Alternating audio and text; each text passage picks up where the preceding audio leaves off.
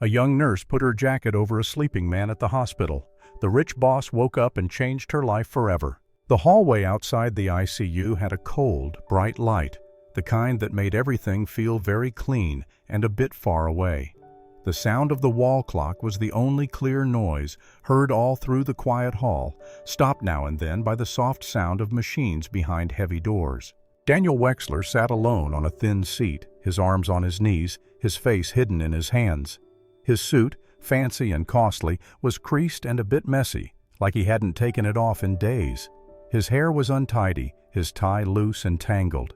To someone walking by, he might have looked like a man taking a nap in a calm spot, but up close, he looked like a man barely coping. Grace Reynolds, a young nurse ending her rounds, saw him as she turned the corner. She had worked enough night shifts to know the deep sadness that stuck to some people sitting in that hallway.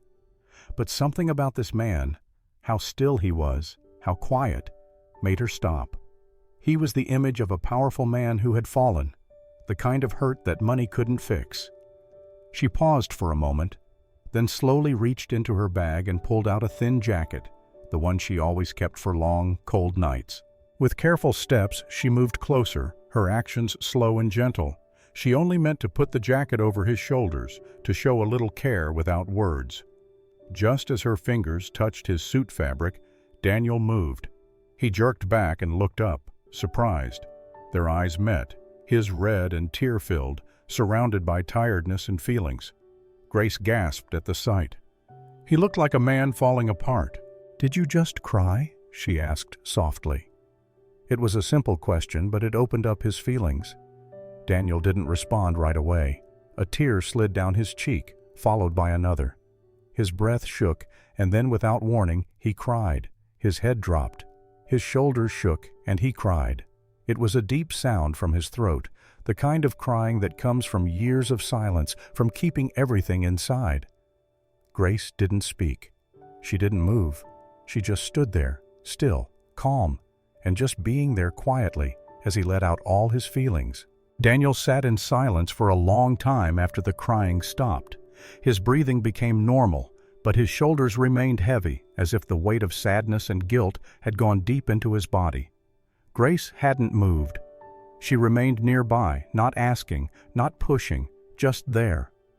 The soft sound of the hospital continued around them, not caring and never ending. He finally spoke, his voice low, as though each word was hard for him to say. "Alice, my daughter. She's in there," he said, his eyes looking quickly at the ICU doors. "She's 3, just 3, and she's not awake. They're still running tests. No one can tell me if she's going to be okay." Grace turned a little toward him, her hands resting gently on her lap. She said nothing, but her eyes looked at his with strong, quiet focus. Daniel took a slow breath, then another. His hands shook a little. "I wasn't home," he continued, almost in a whisper. "She woke up in the middle of the night and went looking for me. She climbed the stairs by herself, and I wasn't there to stop her." His voice broke. He swallowed hard and shook his head. "I was still at the office. Another late meeting, another last-minute email, another excuse." Grace's heart felt tight with sadness, but she remained still, letting his words show their own pain. "She just wanted me to read her a bedtime story," he said, anger growing in him. "That's it. That's simple. And I wasn't there." He leaned forward, hiding his face in his hands again, though the tears had stopped. Now there was just pure pain. "I gave her everything. Babysitters, toys, the best clothes, a fancy nursery school, everything money can buy," he said, his voice becoming firm. "But not me, I thought. I thought if I just worked harder, made more, she'd be okay." He let out an empty laugh that quickly stopped. "My wife, her mom, Melissa, she died 2 years ago," he said. "A quick brain problem. One moment we were making dinner, the next she was gone, just like that." Grace's eyes became even kinder, but she still didn't stop him. "I tried to stay strong for Alice," he went on. "I put all my energy into the company, into fixing everything. I thought if I could just keep it all together, keep us going, she'd never have to know what it's like to not have things." He stared at the floor. "But she does know. She knows better than anyone. I wasn't really there. Not the way a father should be." The silence returned, heavy and painful. Daniel looked up, blinking slowly. "If something happens to her," he whispered, "if she doesn't wake up, I won't be able to forgive myself. Not ever." His voice cracked again on the last word. Grace, still quiet, reached out and placed her hand lightly on his shoulder. Her touch was warm, calming and supportive, not quick or just for show, but just real and human. She didn't say, "It's not your fault," or tell him to stop blaming himself. She knew those words would only not help. Instead, she gave him her silence, her being there, and her calm. Then, after a moment, her voice came, soft but firm. "She's in good hands," she said. "The doctors here are some of the best. And your little girl? She's strong." Daniel nodded slightly, his throat too closed up to respond. Grace let her hand rest just a second longer, then slowly pulled it away. "And you're here now," she added, her eyes meeting his. "That's what matters." He looked at her, really looked at her for the first time since their meeting. There was no judging look in her eyes, just calm kindness and something else he hadn't felt in a long time. Trust. "You need to rest, Mr. Wexler," she said gently. "Alice will need you when she wakes up." And she will. Daniel let out an unsteady breath, partly tired, partly with small, unsure comfort. "Thank you," he whispered. Grace gave him a small nod, her blonde hair catching the light as she stood. "I'll visit her again soon," she said, her voice barely above the quiet sound of the hall. And with that, she turned and walked down the hallway, leaving Daniel alone, but feeling a bit better than before. Grace Reynolds was used to being very tired, not the kind sleep could fix, but the burden of silent duties, carried day after day without complaint. On paper, she was a full-time nurse at one of the busiest hospitals in the city. But beyond the scrubs and long shifts, she was a daughter, a sister, and the calm center of a small family having a hard time. Every morning at 7:00 a.m., Grace finished her shift after her night shift and walked home through quiet streets. Their apartment was in a simple neighborhood, the kind filled with broken paths, old paint, and kids playing tag in the afternoons. By the time she arrived, her mother would be awake, seated at the kitchen table, a heating pad wrapped around her knees. Years of joint pain had made her mother slower, but not her spirit. Grace would greet her with a tired smile, then head straight to the stove. Breakfast was simple, leftover rice, oatmeal, or toast if they had enough. Lily, her 10-year-old sister, would come in slowly with sleepy eyes, hug her big sister, and start chatting about dreams or cartoons. Afterward, Grace would walk Lily to school. Sometimes they shared a ride on Grace's old bicycle, Lily holding on tightly behind her. Other days they walked hand in hand. Grace always made sure Lily's hair was brushed, her sweater zipped, and her shoes tied. No matter how tired Grace felt, Lily always came first. Once Lily was through the school gates, Grace returned home, gave her mother her morning medications, then rested for a few hours before preparing to do it all over again. Their life was simple, but full of quiet love.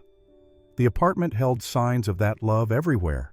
Drawings on the fridge, a mug with a small piece broken off that read, "One Sister," and the smell that was always there of homemade soup Grace made to ease her mother's joint pain. At the hospital, Grace was known for her calm ability and warmth. Her blonde hair was always pulled into a neat bun, her scrubs clean and neat even after sleepless nights. She remembered patients' names and small habits, offered tissues during hard moments, and had a way of calming even the most worried people. One afternoon, just a few days after his first real conversation with Grace, Daniel arrived at the hospital earlier than usual. As he passed a small waiting room for patients, he noticed Grace sitting beside an old woman in a wheelchair. The woman was wrapped in a scarf, hands weak and bent. Grace held a thermos and a folded napkin. "I made this last night," she said, opening the top. "Chicken and ginger soup, my mom's recipe. It might help a little." The woman smiled. "If it tastes as good as it smells, I'll want a second helping." Daniel stayed hidden near the door. Grace gently fed her with a spoon, chatting about a squirrel that had quietly came into the break room earlier. Then the woman's eyes filled with tears. "Too hot?" Grace asked softly. The woman shook her head. "No, it's perfect. It tastes just like what my mother used to make."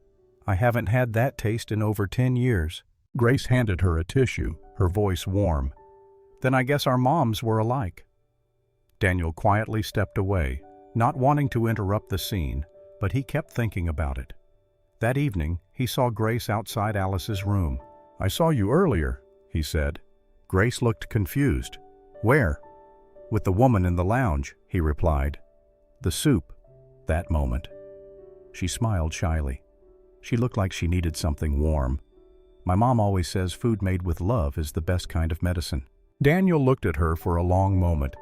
That's something I never really knew how to give. Grace tilted her head slightly, then smiled. It's never too late to learn, she said, and then she walked down the hallway, quiet, steady, hard to forget. Something changed in Daniel that night, not in a big way, but in a strong inner way, and it stayed. Daniel found himself returning to the hospital earlier each day, where once he would have spent his evenings stuck in meetings or thinking about money.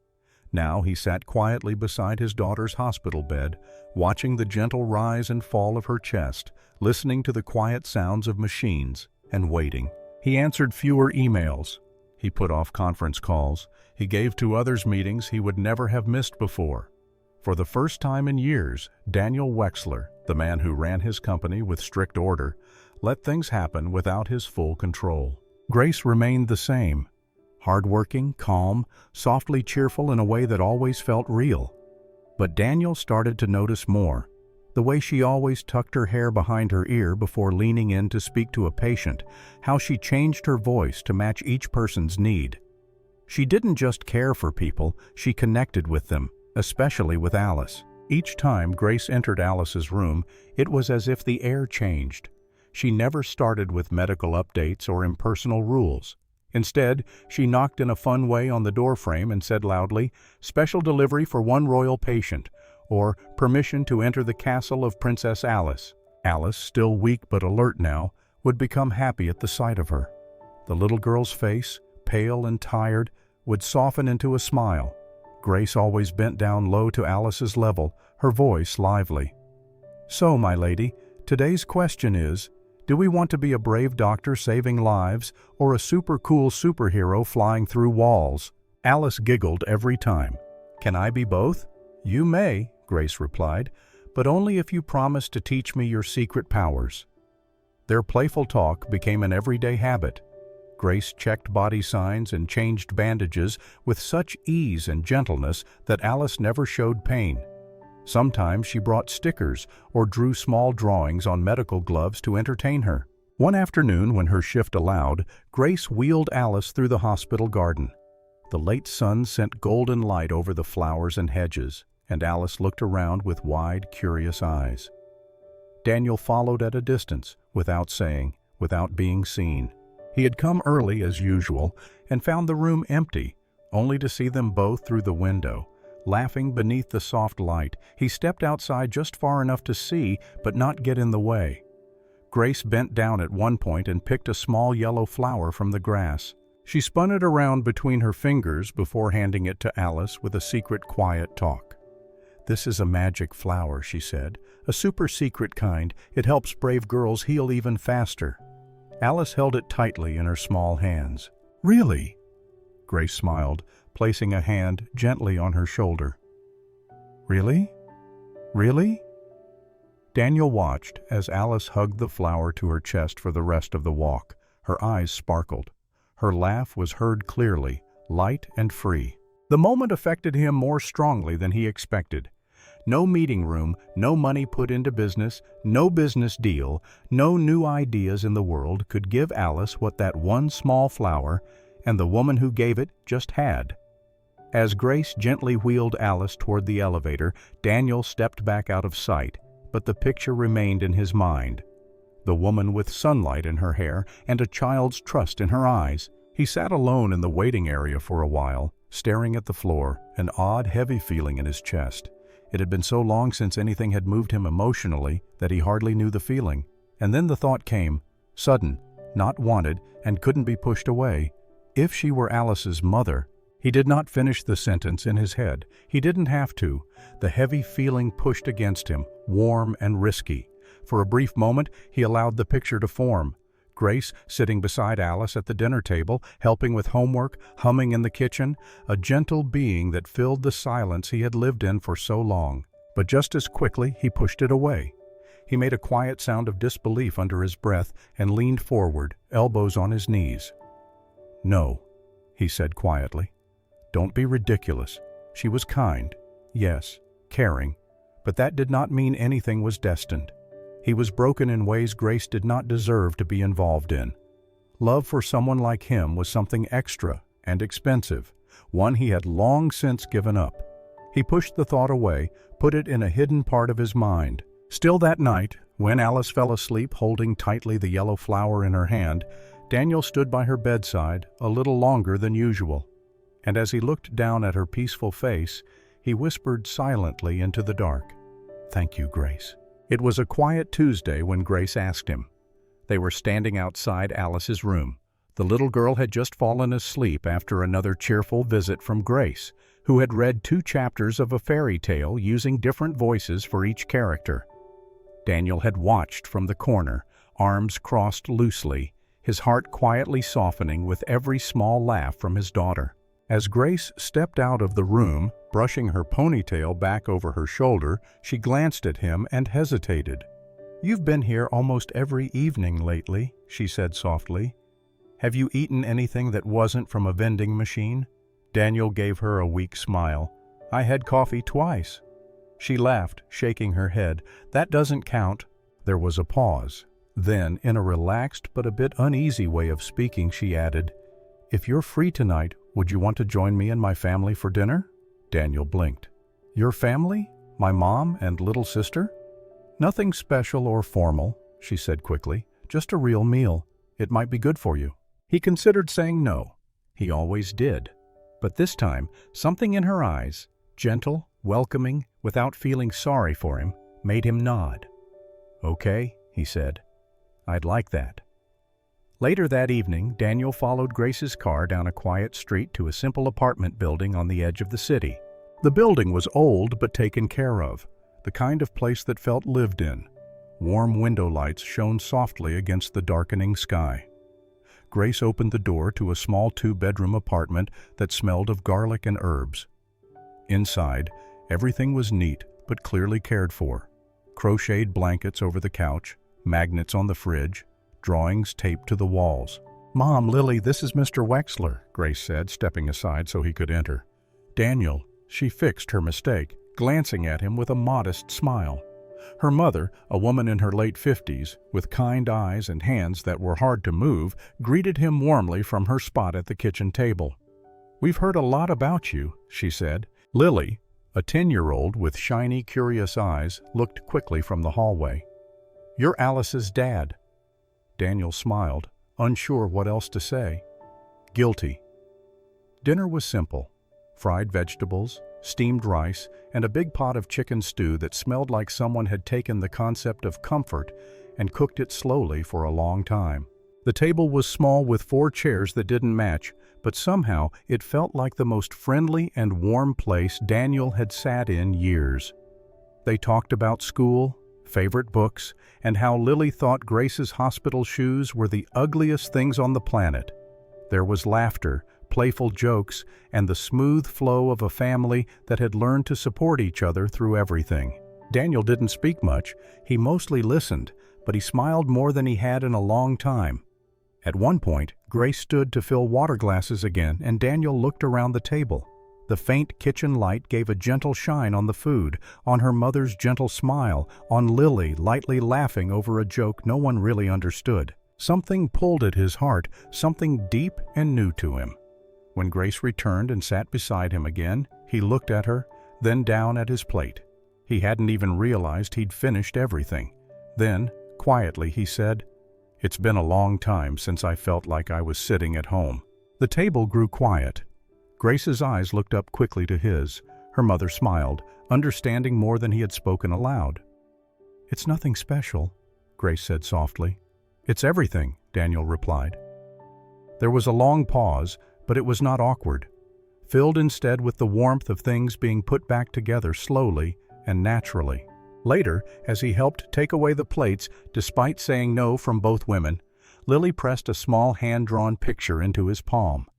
It was of a simple drawing family, a little girl, her dad, and a blonde woman holding hands. Daniel stared at it for a long time after he got home that night. He did not put it away. He left it on the nightstand beside his bed. For the first time in years, he slept without the feeling of sadness about the past. Instead, his dreams were filled only with memories of warmth and the quiet sound of laughter repeating from around a kitchen table. Change did not come in a single moment for Daniel. It came quietly, like sunlight moving slowly across a room in the early hours, soft but couldn't be denied. Little by little he began to live differently. It started with a single decision: no more late nights. He called his main helper early one morning and said simply, "Don't put anything in my schedule after 6 p.m. permanently." There was a long pause on the other end. "Sir?" she asked, confused. "You mean for today?" "No," he said, glancing at Alice, who was sitting close in a ball beside him with a picture book. "I mean for good." From then on, every day at 5:30, he left the office. No matter how many emails needed answering, no matter how many business agreements still needed to be finished, he walked out the door. He began picking Alice up from school himself. The first time she saw him through the window and let out a very loud, happy cry so loudly that her teacher turned around in surprise. "Daddy!" she cried, running into his arms. He lifted her high into the air, hugging her so tightly she laughed. It had been so long since he had been there at the end of a school day. Her small backpack bumped against his chest, and he realized how much he had missed. They invented stories together in the car ride home about cloud kingdoms and tea parties with dragons. He learned that she loved grape jelly but hated strawberry, that her favorite color was now purple, not pink, and that she wanted to be a Dr. Princess astronaut when she grew up. Each night he sat beside her bed and read aloud. At first he read with difficulty through the fairy tales, his voice unnatural, unsure. But Alice would giggle and help him out, correcting how he said words, filling in words when he forgot where he was. Slowly, the stiffness disappeared. One night, after reading about a brave knight who saved a tiny village from a giant, Alice handed him a folded piece of paper. "I made this today," she said. He opened it and felt his throat feel closed up. It was a drawing of 3 figures holding hands: a tall man with brown hair and a tie, a little girl in a pink dress, and a blonde woman in scrubs. He looked at her. "Is this us?" he asked. Alice nodded proudly. "That's you, that's me, and that's Nurse Grace. She's my best friend." He took a deep breath and swallowed hard, blinking to stop the tears in his eyes. "It's beautiful," he whispered. He did not know what affected him more deeply, the pure happiness of her joy or the fact that somehow in Alice's world they were already a family.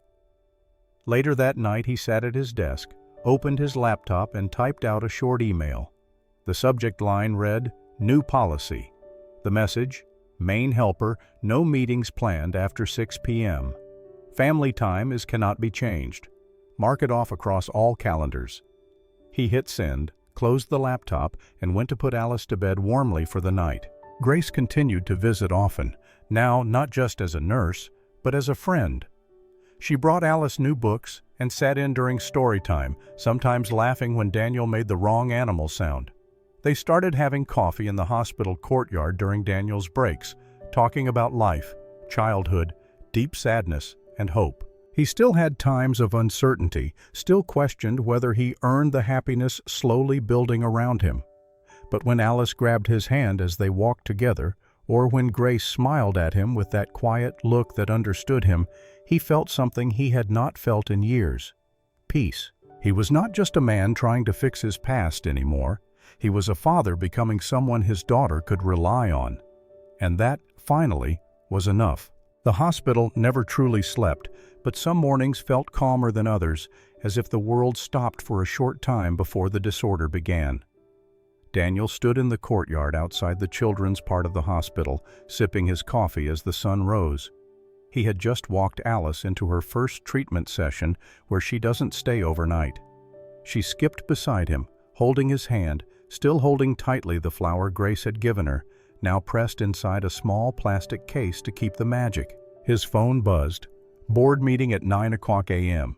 He turned off the sound right away. Through the glass doors, he saw Grace walking slowly beside an old patient, fixing their medicine tube with quiet care. She smiled, nodded, listened, always present, always calm and reliable. Daniel looked up to her, though the word felt far too small. Over the weeks, Grace had become more than the nurse who'd made him feel better in the dark. She was the person who kept everything stable. A few days later, he heard by chance two nurses talking near the break room. "She's not taking extra shifts this week," one said. "Her mom's going in for surgery." "Finally?" the other asked. "I thought they couldn't afford it." "They can't, but it's worse now. Grace will figure something out, she always does." Daniel stood frozen. He said nothing to Grace that evening, only watched as she walked Alice down the hallway, both laughing about something silly. Her ponytail bounced as she moved, exhausted, but always full of life. That night, once Alice was asleep, Daniel made a few quiet calls. Grace's mother was planned for an operation to replace a joint in less than a week. The hospital had offered a way to pay over time, but it was a very high cost. Insurance barely covered half. The next morning, Daniel paid the rest of the money completely.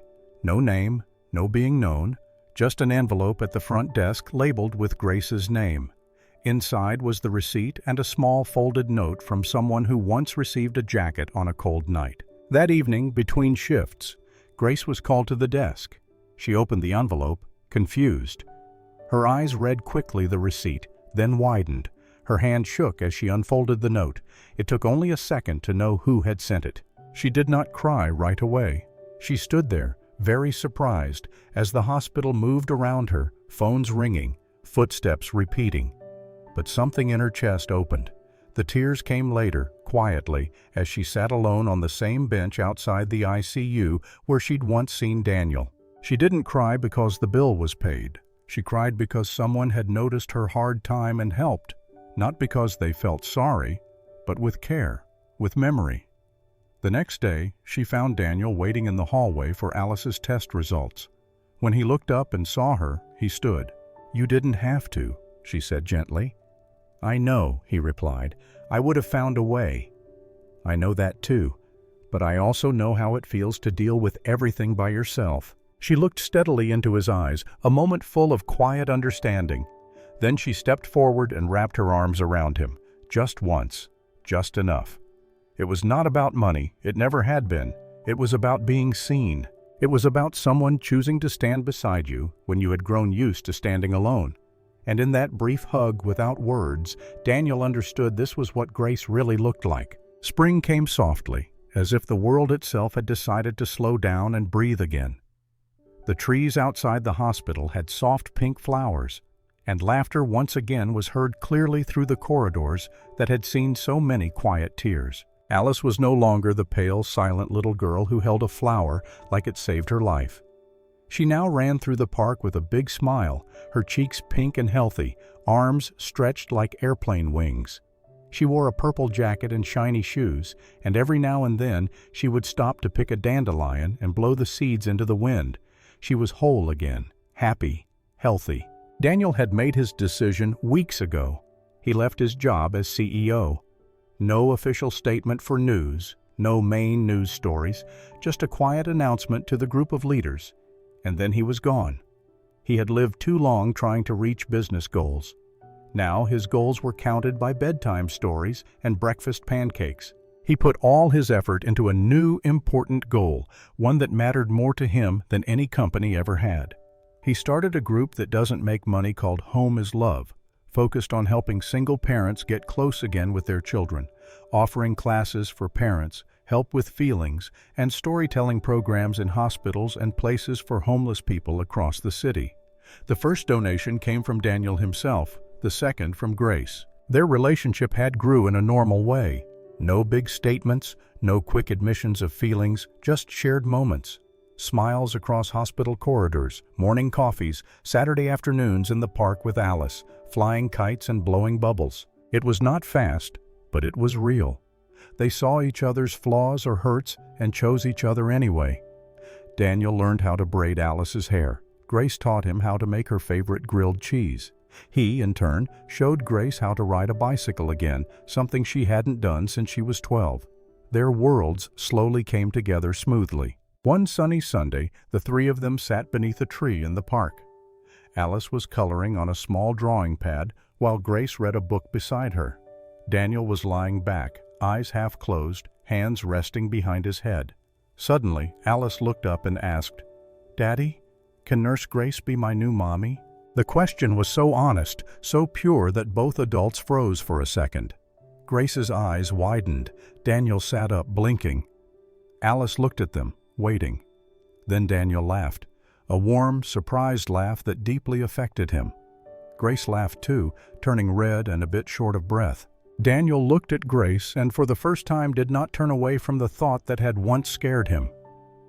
"I think," he said softly, meeting Grace's eyes, "that's a wonderful question." Grace looked at him, eyes bright with tears that hadn't fallen, and smiled. Nothing else needed to be said. Some days later, as the sun went down low in the sky, they returned to the hospital courtyard, the place where it had all begun. The benches were still there. The same breeze made the leaves move with a soft sound. The same flowers, now newly opened, lined the path. Daniel walked up quietly behind Grace, who stood by the bench looking out over the garden. He gently placed his jacket over her shoulders. She turned slowly, eyes meeting his. "The blonde nurse," he whispered with a smile. "Thank you for saving my life, not just once." Her eyes shone with tears, but she didn't cry. She just reached up and rested her hand over his. "And this time," she said, voice gentle and meaningful, "you showed up right on time." Just then, a laugh they knew well was heard clearly. Alice, in her favorite dress, came running down the path. "Come on, slow people!" she shouted, grabbing their hands. And so, in the golden light of a late afternoon, they walked hand in hand, father, daughter, and the woman who had helped build their life again together, a complete family.